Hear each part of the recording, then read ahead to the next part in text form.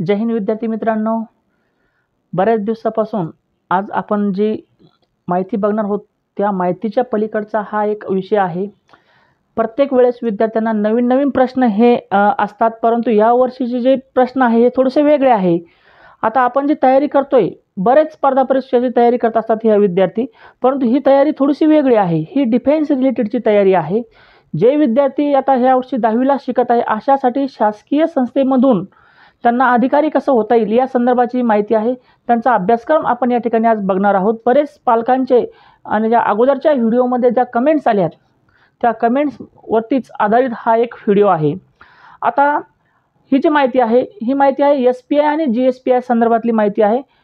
तर तत्पूर्वी SPI आणि GSPI निर्माण का झाला हा एक विषय महत्त्वाचा आहे की महाराष्ट्रातील युवक आणि युवतींना जास्तीत जास्त संरक्षण क्षेत्रामध्ये अधिकारी पदावर रुजू व्हावं म्हणून शासनाने एक उद्दिष्ट किंवा ध्येय म्हणून या ठिकाणी ह्या जो काही प्लॅटफॉर्म निर्माण करून ठेवलेला आहे. यामध्ये कोणते विद्यार्थी प्रवेश घेऊ शकतात की जे विद्यार्थी इयत्ता 10वी मध्ये ह्या वर्षी शिकत आहे किंवा विद्यार्थिनी ह्या वर्षी 10वी मध्ये शिकत आहे असे विद्यार्थी यामध्ये प्रवेश घेऊ शकतात. मग प्रवेश घ्यायचा कसा, त्याची रिक्रुटमेंट कधी येत असते किंवा त्याच्या जागा किती असतात या संदर्भाचा जो व्हिडिओ आहे यामध्ये आपण माहिती बघणार आहोत. तर याची तयारी कशी करायची किंवा अभ्यासक्रम काय असणार आहे, त्याचा सिलेबस काय असणार आहे. मग हा सिलेबसच्या पलीकडे जाऊन सुद्धा एक विषय असतो की हा पेपर किती दिवसाचा असतो, याचे सेंटर्स कोणकोणते लागतात, त्यानंतर याला निगेटिव्ह सिस्टीम असते का, ह्या सर्व प्रश्नाची जी काही सोडवणूक आहे या व्हिडिओच्या माध्यमातून आज आपण बघणार आहोत. तुम्ही जर हा व्हिडिओ नवीन असाल तर या यूट्यूब चॅनलला तुम्ही सबस्क्राईब करायचे जेणेकरून असेच नवीन व्हिडिओ तुमच्यापर्यंत येत राहतील. सर्वात अगोदर तुम्हाला ही माहिती लगेच मिळणार आहे. चला तर अभ्यासक्रमासंदर्भात आज आपण बघणार आहोत. या अगोदर 2022 पर्यंत पूर्ण जे आतापर्यंत स्थापन झाल्यापासून ते 2022-23 पर्यंत जो अभ्यासक्रम होता हा 150 मार्काचा क्वेश्चन पेपर होता. परंतु NDAच्या धर्तीवरती हा जो SPI आणि GSPIचा क्वेश्चन पेपर आहे हा 600 मार्काचा करून ठेवलेला आहे. बघा, या अगोदर हा जो क्वेश्चन पेपर होता हा फक्त किती मार्काचा म्हटलं मी तुम्हाला, 150 मार्काचा. परंतु 2024 पासून याच्यामध्ये बरेचसे बदल हे झालेले आहेत. हा पेपरचा कोणत्या पार्टमध्ये होत असतो, याला ABCD सेट असतो का, असे अनेक प्रश्न असतात. तर होय, याला ABCD हा सेट असतो. पेपर हा एकाच दिवसामध्ये होत असतो. या पेपरचा पॅटर्न कसा असतो त्याही आपण या ठिकाणी बघणार आहोत. तर याच्यामध्ये बघा, पूर्वीच्या आणि आताच्या अभ्यासक्रमामध्ये काय फरक आहे. हा जो पेपर आहे याला पार्ट A आणि पार्ट B म्हणजे सेक्शन A आणि सेक्शन B या स्वरूपाचं असतं. सेक्शन A मध्ये काय असतं की पूर्ण मॅथमॅटिक्स. आता 8वी 9वी आणि 10वीचं मॅथमॅटिक्स असतं, परंतु आतापर्यंतच्या अनुभवावर याच्यामध्ये कोणते टॉपिक असतात याचा जे उलगडा आहे किंवा याची जी टीचिंग आहे, याच्या नोट्स जे आहेत या अकॅडमी मार्फत तुम्हाला मिळत असतात. परंतु ही तयारी तुम्ही कशी करून घेतली जातात अनेक असा पालकांचा प्रश्न असतो. तर मी पालकांना असं सांगेल की याची जी तयारी आहे, एक नोट्स तुमच्या होम ॲड्रेसला येतात किंवा तुम्ही ऑनलाईनसुद्धा या ठिकाणी तयारी करू शकतात. संध्याकाळी शाळा आणि ट्युशन संपल्यानंतर जसं की सायंकाळी 6 ते 9 वाजेपर्यंत तुमचे ऑनलाईन लेक्चर्स असू शकतात. जर ज्या पालकांचे विद्यार्थी आहे त्या विद्यार्थ्यांना जर हा वेळ सुटेबल नसेल तर त्यांनी नोट्ससुद्धा घेतल्या तरी काही प्रॉब्लेम नाही. हे झालं नोटच्या संदर्भामध्ये. आता जो पुढची जी आहे हा तुम्हाला मी फक्त एक पॅटर्न सांगितला की अगोदरचा. आता ह्या वर्षीचा जो पॅटर्न आहे म्हणजे आतापर्यंत एक जी बॅच सुरू झालेली आहे 600 मार्काची, ते कोणत्या विभागामध्ये विभागली आहेत. पहिला पॅटर्न असतो मॅथमॅटिक्स म्हणजे सेक्शन A आणि सेक्शन B असतो GAT जनरल ॲबिलिटी टेस्ट. आता मॅथमध्ये तुम्हाला सांगितलं मी 8वी ते 10वी पर्यंत असतो. हा पॅटर्न थोडासा वेगळा आहे, इतर एक्झामपेक्षा पूर्णतः वेगळा आहे. यामधला जो रेशो आहे हा सुद्धा निकालाचा रेशो सुद्धा हा इतर स्पर्धापेक्षा सुद्धा वेगळा आहे. याचा कट ऑफ सुद्धा लावला जात नाही, हे लक्षात घ्या. जे विद्यार्थी पास होतात त्यांनाच मुलाखतीसाठी बोलवले जातं. म्हणून आपला कट ऑफ कितीपर्यंत असला पाहिजे, आपला पेपर सोडवलेला हा कुठपर्यंत असला पाहिजे. तर मॅथ हा असतो जवळपास 300 मार्काचा नवीन अभ्यासक्रमानुसार. म्हणजे काय, प्रश्न असतात 75 मॅथचे. 75 प्रश्न 300 मार्क म्हणजे प्रत्येक प्रश्नाला 4 मार्क या ठिकाणी त्यांनी ठेवलेले आहेत. हे झालं मॅथच्या संदर्भामध्ये. आणि गॅटच्या संदर्भामध्ये सुद्धा तसंच. प्रश्नाची संख्या 75 आहे आणि गुणांची विभागणी 300. म्हणजे प्रश्नाची एकूण संख्या आहे 150 आहेत आणि एकूण हा SPIचा जो क्वेश्चन आहे 150 आणि एकूण गुण आहेत हे 600. याच्यासाठी ड्युरेशन किती असतो? तर याच्यासाठी जो ड्युरेशन असतो हा असतो 3 तासाचा. 1.5 तास हा मॅथला मिळतो, 1.5 तास हा गॅटला मिळतो. पण याच्यामध्ये तयारी करत असताना आपल्याला या ठिकाणी थेरॉटिकल पद्धतीनं मॅथला जास्त वेळ द्यावा लागणार आहे, जेणेकरून त्याचं जे पूर्ण स्वरूप आहे हे पूर्ण सोडवलेलं तर त्यांचं आन्सर हे आपल्याला लिहावं लागतं. तसं गॅटचं नाही आहे. गॅटचं वाचूनसुद्धा तुम्ही टिकमार्क करू शकता. म्हणून जास्तीत जास्त वेळ आपल्याला हा मॅथला द्यावा लागणार आहे. हे झालं पेपर पॅटर्नच्या नुसार. तर पेपर पॅटर्न म्हणजे 150 क्वेश्चन्स आहेत 600 मार्काला. मग 600 मार्काचा पूर्ण पेपर सोडवायचा का, असंही अनेक पालकांचा प्रश्न असतो किंवा कॉल येतात. तर पालकांना आणि विद्यार्थ्यांना माझं हे सांगणं आहे की याला निगेटिव्ह सिस्टीम आहे, लक्षात घ्या.